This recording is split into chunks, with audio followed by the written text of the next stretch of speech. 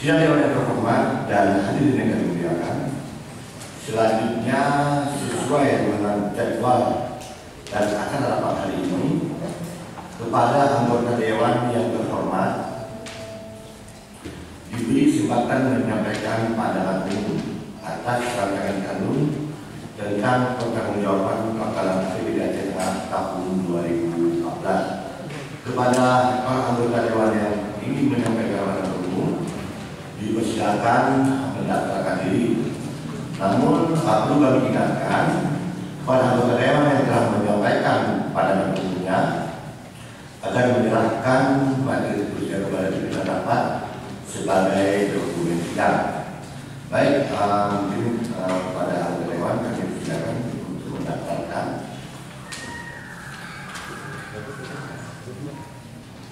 Baik, yang pertama saudara Sirajudin.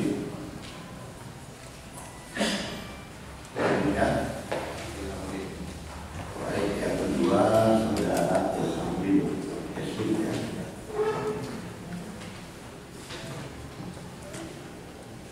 Baik. Yang terakhir ya, kita dapat secara dari Pak, kita datang. Berarti yang kedua apa ya? Ada 2 orang ya? 3 apa ya? Baik. Pak Haji Julfikar. Hadir Pak ya. Assalamualaikum warahmatullahi wabarakatuh. Yang kami hormati Ketua serta anggota DPR segenap, yang saya hormati Saudara Bupati serta jajarannya, yang saya hormati para undangan yang dapat hadir pada hari ini. Kami pribadi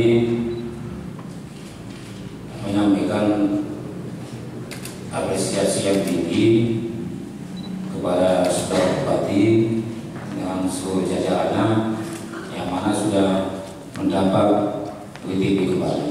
Dan ini suatu hal yang luar biasa dengan pendidikan yang terbaik. Pada kesempatan ini, izinkanlah kami menyampaikan pokok pikiran dalam sidang ini secara singkat. Kami pribadi mengharapkan kepada pihak eksekutif agar dapat diinventarisasi dengan jujur seluruh persoalan-persoalan yang tidak mampu ditangani oleh pihak eksekutif. Nah, ini khususnya pada gadis-gadis yang memang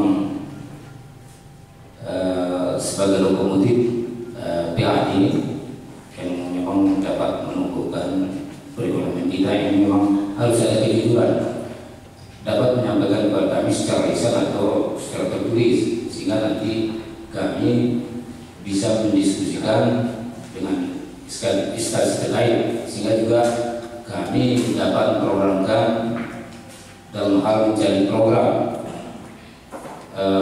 dalam hal solusi untuk mendapatkan daerah perbandingan dalam bentuk studi banding dan lain-lain. Jadi tidak ada sesuatu yang paradok. Nah, seperti pertambangan. Nah, ini sampai hari ini belum jelas itu emasnya itu apakah ada atau tidak.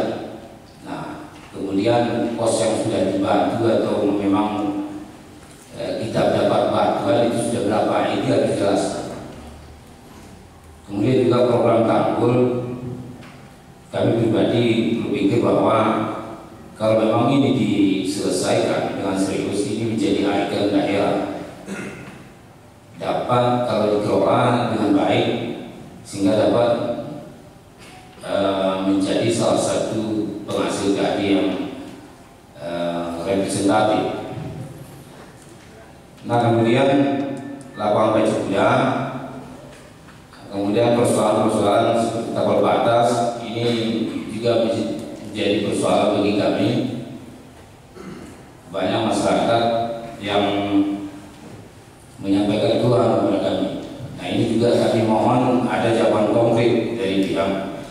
eksekutif. Kemudian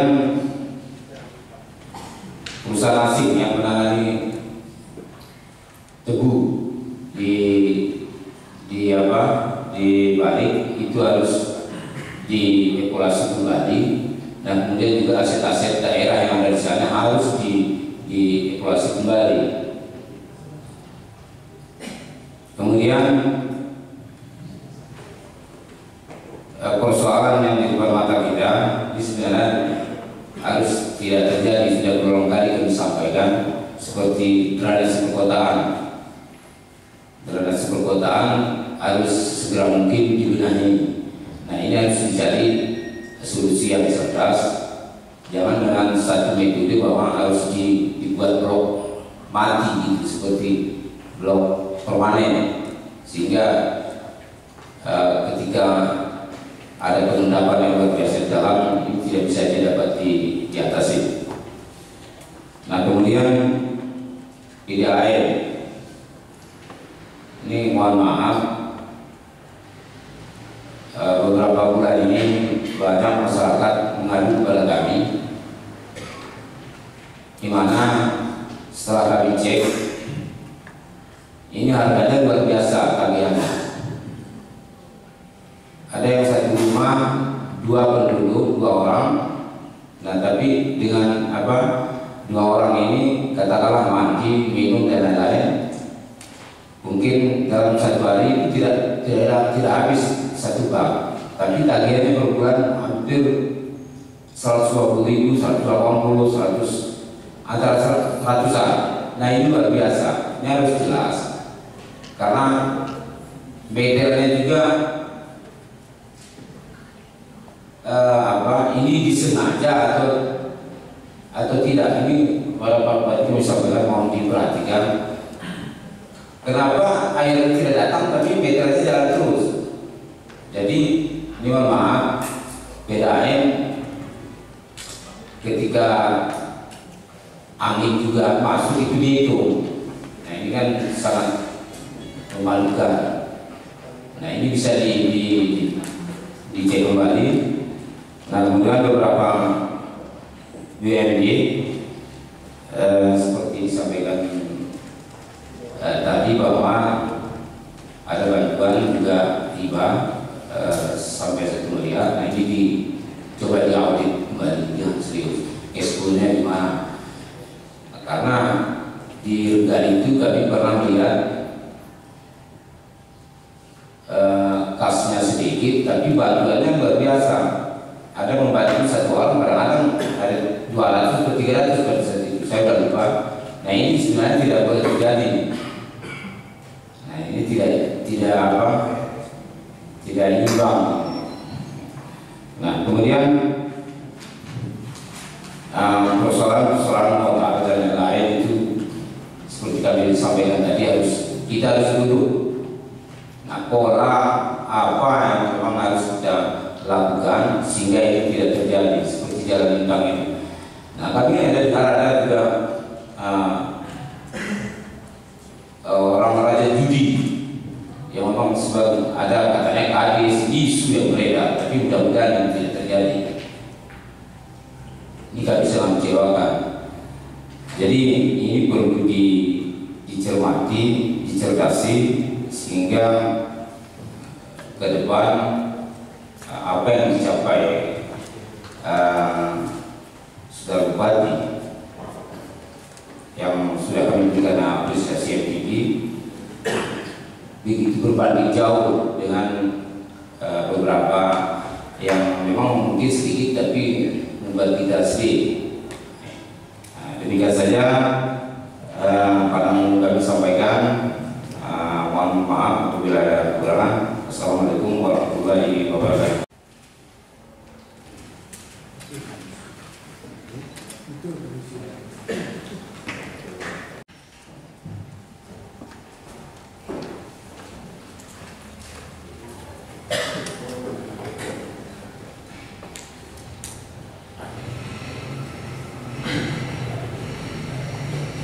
Assalamualaikum warahmatullahi wabarakatuh. Pertama-tama, mari kita panjatkan puji dan syukur kehadirat Allah Subhanahu wa Ta'ala, yang mana dengan izin beliau kita dapat berkumpul di ruangan DPRKM. Dan tak lupa pula selawat beri salam kepada junjungan kita Nabi besar Muhammad SAW yang telah memberikan rahmat dan syafaat kepada kita sehingga kita dapat membedakan mana dan mana yang batin. Terima kasih.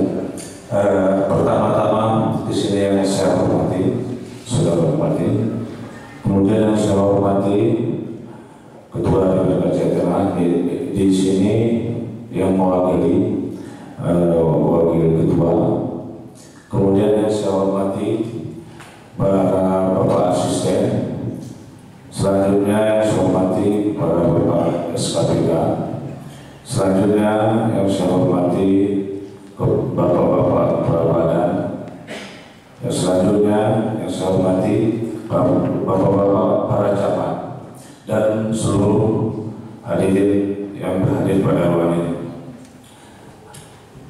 Dalam pandangan umum anggota dewan ini, saya mengucapkan terima kasih telah diberikan kesempatan kepada saya untuk menyampaikan beberapa hal yang menurut saya sangat penting untuk dicermati sehingga nantinya ada perbaikan-perbaikan ke depannya, sehingga program-program yang akan kita jalankan nantinya dapat menghasilkan hasil yang cukup bagus dan baik.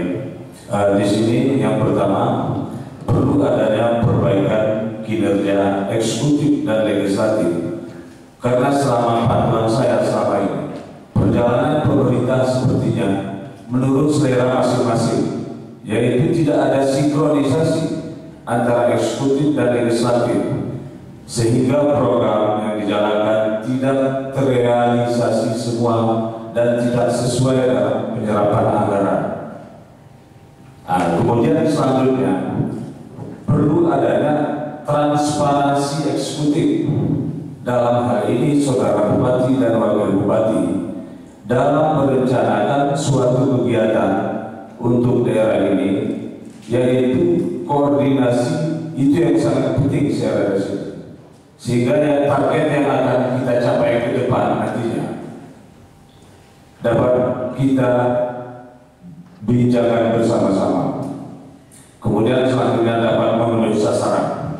Yang ketiga, ini yang menurut saya sangat penting, saudara bupati, mengingat kebutuhan masyarakat di pedesaan. Dalam hal ini kami anggota DPRD Aceh Tengah menurut dapil masing-masing merasa sangat perlu menampung aspirasi masyarakat. Maka kami menyarankan kepada saudara bupati agar menyetujui adanya anggaran untuk aspirasi tersebut, sehingga keinginan masyarakat dapat dilaksanakan dan efektif dalam penyerapan anggaran dan tidak merasa ditinggalkan mereka. Hanya yang dapat saya sampaikan, lebih dan kurang saya mohon maaf, dan saya akhiri dengan ucapan billahi taufiq wal hidayah. Assalamualaikum warahmatullahi wabarakatuh.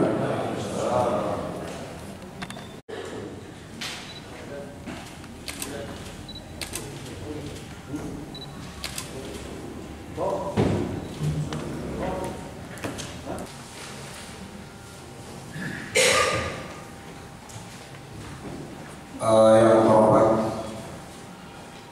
saudara bupati, yang terhormat saudara pimpinan dan anggota DPRD Aceh Tengah, yang terhormat saudara sekretaris daerah, yang terhormat para asisten, para sekda KPU Aceh Tengah, yang terhormat saudara kepala badan dinas kantor penelitian pemerintah Kota Aceh Tengah, yang terhormat Bapak Camat Sekretariat Aceh Tengah, dan yang kami hormati para kepala bagian pada Sekretariat beserta Pak Sekman dan para hadirin undangan yang kami muliakan. Pertama-tama marilah kita mengucapkan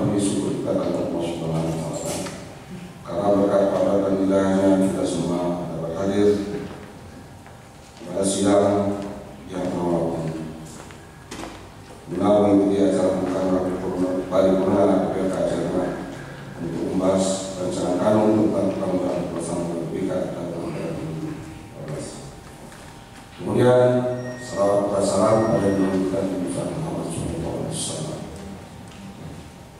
Kita keluarga sahabat beliau. Bupati dan pimpinan anggota dewan dan hadirin yang hormat.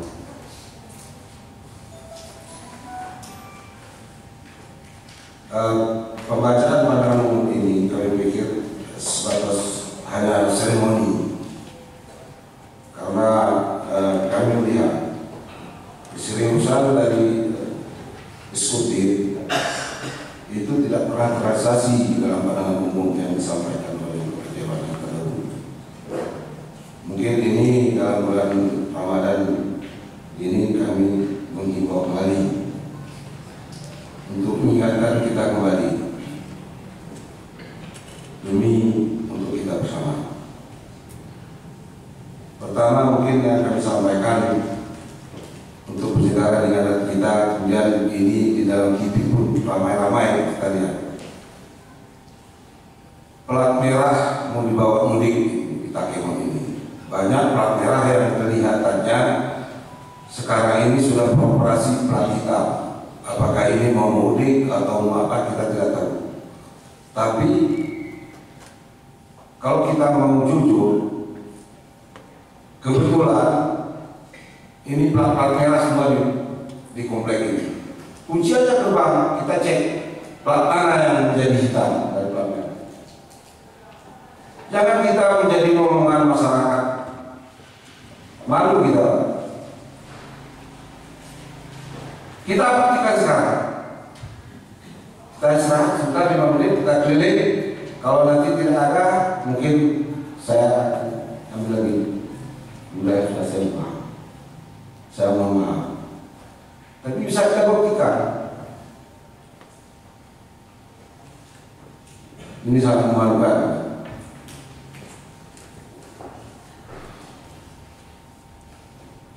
Dalam pandangan umum ini kami ingatkan kembali Pak Bupati. Itu sangat disayangkan gara-gara jalan hitam ini memang ini sudah jalan, nama jalannya sudah sekali. Itu sebenarnya jalan sepeda kalau tidak salah. Jangan kita sebut-sebut jalan kita, karena jalan hitam ini banyak maksiat di jalan. Apalagi mohon maaf di Pak Bupati, dalam bulan Ramadan ini pun masih banyak berkeliaran PSK, alias lunti-lunti di sana. Tetapi pada petugas ini tidak ada yang menertibkan. Malah ada orang kampung aja undang mulai dulu di tengah ini. Dipanggil kami jam 1 malam. Tidak ada bekerja, sama sekali tidak bekerja. Hanya mengharapkan menghabiskan uang APBK saja. Jadi kita jangan terlena dengan WTP itu. WTP itu ada pelaporan administrasi keuangan. Jangan terlena.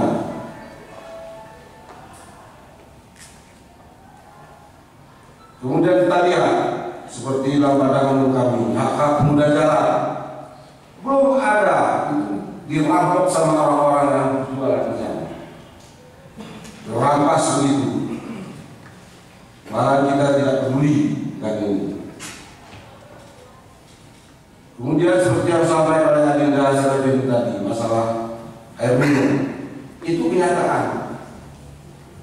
Melambungnya pembayaran retribusi air minum. Kemudian kami setelah ada pelaporan dari masyarakat, kami dibanding ke Kota Banda Aceh. Di Banda Aceh itu airnya penyulingan dengan harga standar kalau tidak salah hampir 1.200. Tetapi total per bulannya pembayaran itu tidak lebih dari 50.000 atau 60.000 per kakak. Dengan indikasi 2 kali mandi. Sedangkan di Takemon mungkin kalau musim dingin ya 1 hari sekali tidak ada mandi. Nah ini indikasinya seperti yang disampaikan oleh administratif tadi. Marilah kita benahi bersama-sama supaya jangan kita menjadi guncingan masyarakat. Kemudian kami mengharapkan kepada para eksekutif, karena memang di dalam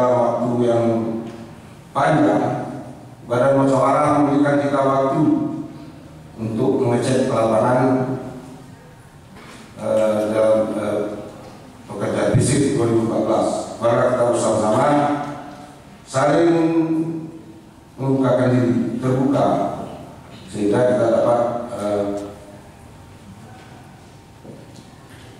memperbaiki kesalahan-kesalahan ini untuk jadi acuan ke depannya.